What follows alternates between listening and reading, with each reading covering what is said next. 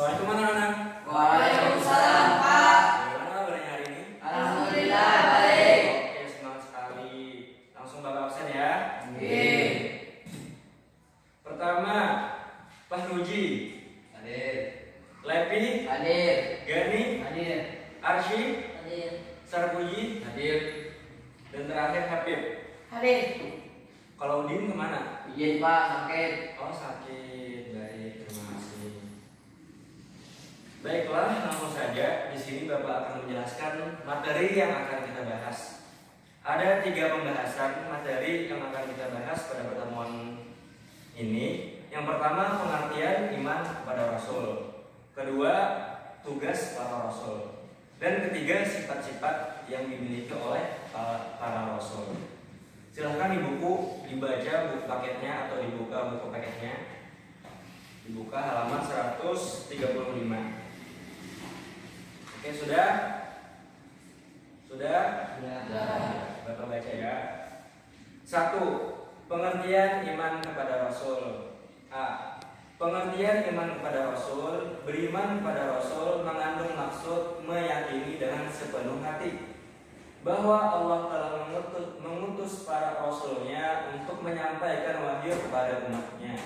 Nah, jadi iman kepada Rasul itu mengandung arti meyakini, bukan hanya sekedar tahu, tapi meyakini dengan sepenuh hati bahwa Allah telah mengutus para Rasulnya untuk menyampaikan wahyu kepada umatnya. Terus tidak hanya bertugas untuk mengutus saja, tapi para Rasul juga bertugas untuk menyampaikan wahyu dari Allah untuk memberi petunjuk bagi umat manusia ke jalan yang lurus, sehingga dapat mencapai kebahagiaan di dunia dan di akhirat. Nah, jadi hikmah daripada Allah mengutus para Rasulnya yaitu agar umatnya mendapat nikmat kebahagiaan di dunia dan Di akhirat. Oke, paham? Paham. Lanjut ke materi kedua. Lanjut halaman 136. Oke. Yaitu tugas para Rasul. Nah, Allah mengutus bukan hanya sekedar mengutus, tapi juga memberikan tugas kepada para Rasul. Tugas para Rasul memiliki tugas diamanatkan Allah kepada mereka. Mereka merupakan manusia terpilih yang sengaja diutus Allah untuk memperbaiki keadaan kaumnya. Adapun secara rinci, tugas dari para Rasul sebagai berikut. Silahkan dibaca Pak Ruji yang A. Keraskan suaranya, nyari ini. Sebagai pembawa ajaran tauhid yang benar, yakni mengesahkan Allah dan meluruskan kembali ajaran tauhid yang sesat di kalangan kaumnya. Terus lagi B dibaca. B. Sebagai pembawa kabar gembira bahwa hamba Allah yang taat kelak akan mendapatkan balasan kebaikan di surga. Terus C. Gani.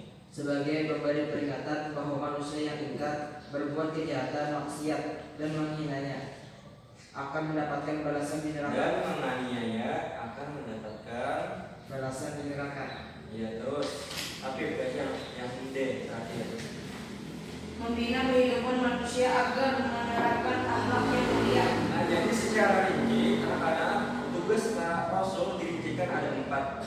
Yang pertama sebagai pembawa ajaran tauhid yang benar, artinya bahwa Allah mengutus seorang Rasul di muka bumi bukan hanya main-main, tapi memberikan kebenaran dalam ajaran tauhid yang mana sesuai yang kita bahas pertama tadi agar umatnya mendapat kenikmatan di dunia dan di akhirat. Setelah dia menyampaikan ajaran yang benar yaitu ajaran agama tauhid, maka umat akan mendapatkan surga di akhir hayat nanti.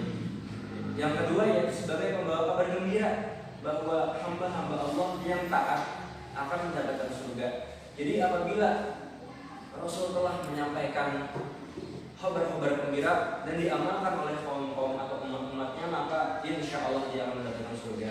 Terus yang C atau yang ketiga sebagai pemberi peringatan. Nah, selain membawa kabar gembira, para Rasulullah ini juga memberikan peringatan atau kabar yang menakutkan, yakni neraka bagi orang yang menganiaya, berbuat maksiat dan kejahatan. Terus yang terakhir yang dibaca oleh Habib tadi membina kehidupan manusia agar menerapkan akhlak yang mulia. Nah, jadi Rasulullah juga memberikan atau mengajarkan adab tentang bagaimana berhubungan antar manusia, bagaimana adab terhadap orang tua, bagaimana adab terhadap guru dan lain sebagainya. Nah, itulah tugas para rasul. Paham?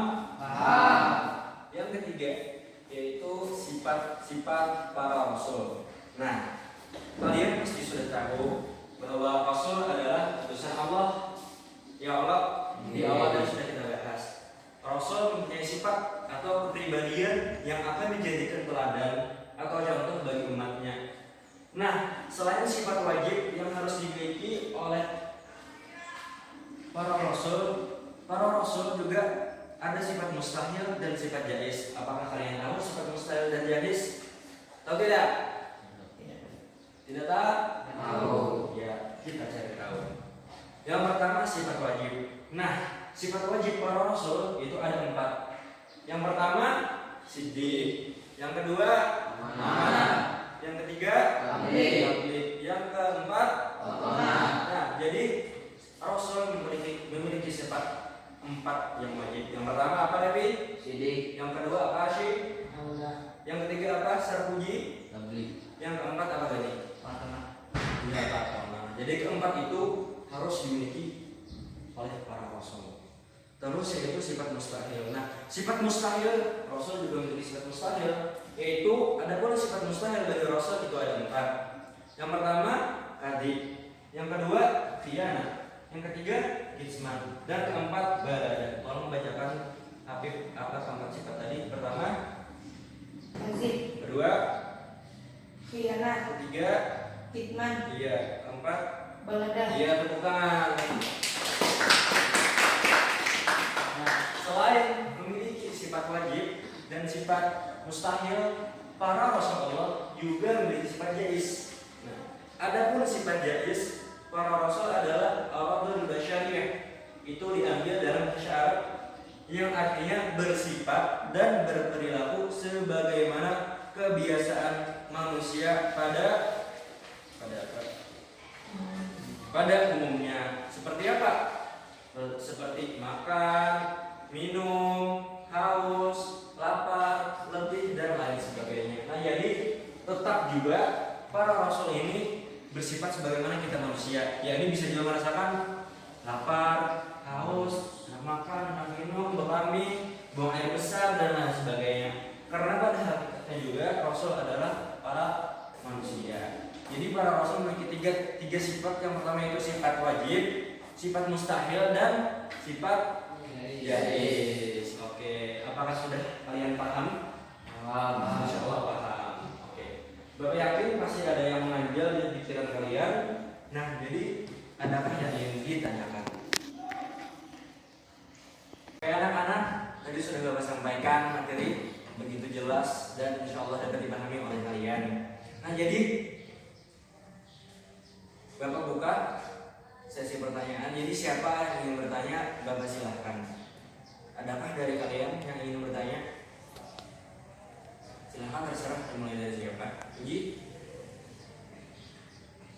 Ingin bertanya, Pak. Iya, silahkan Pak Uji.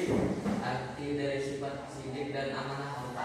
Oke, Pak Uji bertanya tentang arti daripada sifat apa tadi? Sidik dan amanah. Sidik dan amanah. Jadi arti sidik dan amanah itu adalah, kalau sidik artinya berkata benar, kalau yang amanah artinya dapat dipercaya. Paham Ji? Paham. Iya, silakan ada lagi yang bertanya. Pak, Silakan Levi.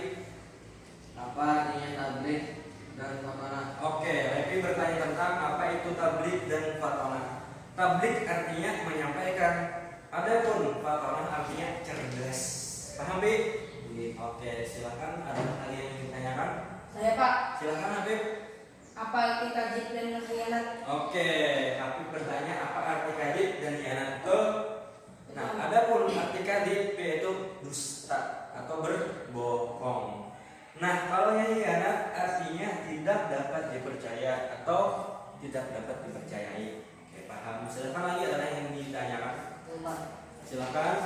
Apa artinya sifat kitman dan baladah? Oke, apa Arsy bertanya tentang apa arti kitman dan baladah. Arti kitman artinya menyembunyikan apa yang disembunyikan, menyembunyikan wahyu dari Allah Subhanahu wa Ta'ala. Adapun arti baladah artinya bodoh. Jadi mustahil Rasul itu bodoh. Oke, paham. Paham semuanya? Paham. Oke, sekarang Bapak balik bertanya. Oke. Gani, apa arti sidik? Berkata benar, Oke, amanah apa artinya? dapat dipercaya, Tabligh?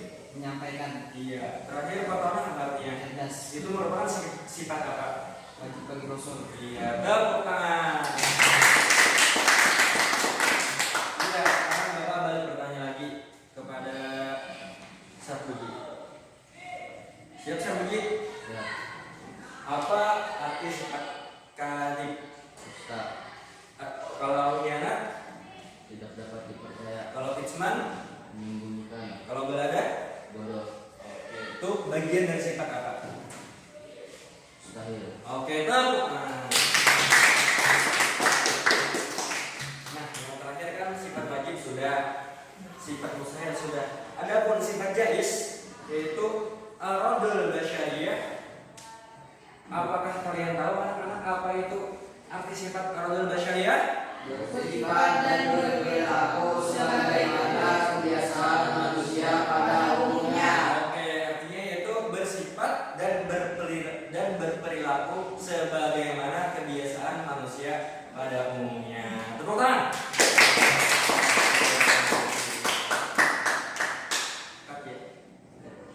Alhamdulillah, itu tadi penyampaian materi dari Bapak tentang 3 pokok pembahasan. Semoga bisa kalian pahami dan kalian amalkan dimanapun kalian berada, karena ilmu bukan sekedar berita. Oke, paham? Bapak akhiri, silahkan ketua kelas membaca doa. Gani, dimulai. Bismillahirrahmanirrahim. Rabbana atina fid dunya hasanah wa fil akhirati hasanah wa qina adzabannar. Alhamdulillahi rabbil alamin. Sekian itu saja dari Bapak. Kurang lebihnya